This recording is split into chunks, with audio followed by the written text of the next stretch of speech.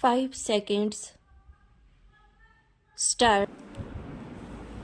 अध्यक्ष महोदय, उसके लिए सब कुछ करना है तो फिर कृषि उत्पादन का जो मूल आधार है, उस खाद और पानी की जो व्यवस्था है, जब उस पर ही कर लगाया जाता है तो मेरे मन में आता है कि कहीं वित्त मंत्री महोदय अपनी ही बात को अपने ही सिद्धांतों के द्वारा तो काट नहीं रहे हैं।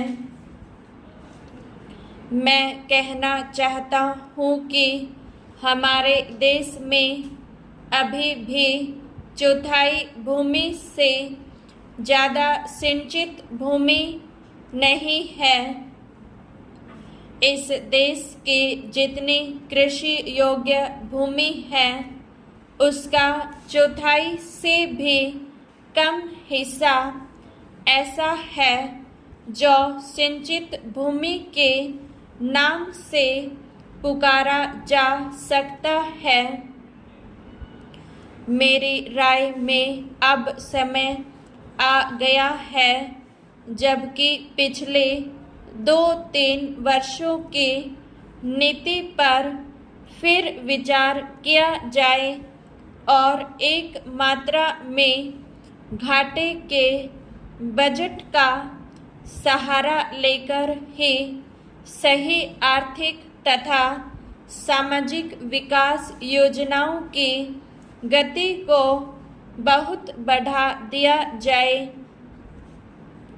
इस मामले में मैं समझती हूँ कि तुरंत कार्यवाही होनी चाहिए ताकि आज जनसाधारण में जो असंतोष उभर रहा है वह हानिकर दिशाओं में न चलने पाए। आज के राजनीतिक वातावरण की दृष्टि से भी मैं कहना चाहती हूँ कि विकास की गति को बढ़ाने की आवश्यकता सर्वोपरि है।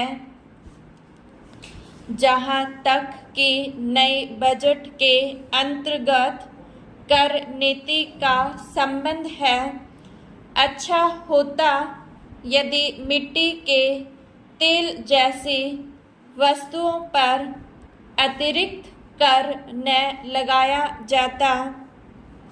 मेरी राय में इस प्रकार के करों से बचना ही उचित है, परंतु वस्तुस्थिति कुछ ऐसी लगती है कि प्राय गरीबों पर करों का भार लादे बिना सरकार की गाड़ी आगे बढ़ ही नहीं सकती।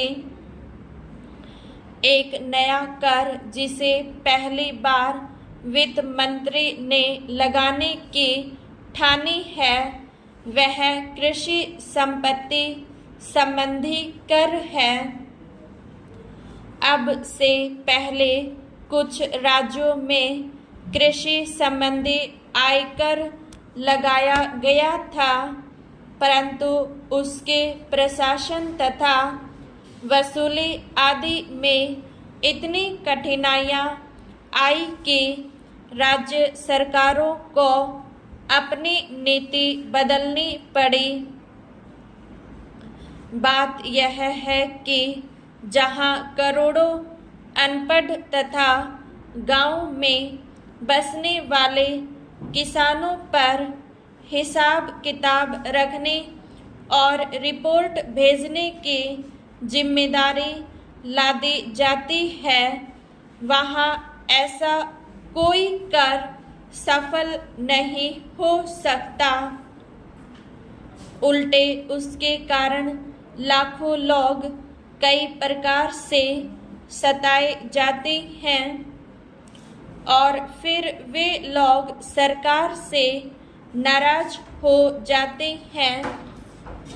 इसलिए पहले देखना यह पड़ेगा कि यह कर कितने कृषकों पर लागू होने वाला है और उससे कितना रुपया कर के रूप में वसूल होगा।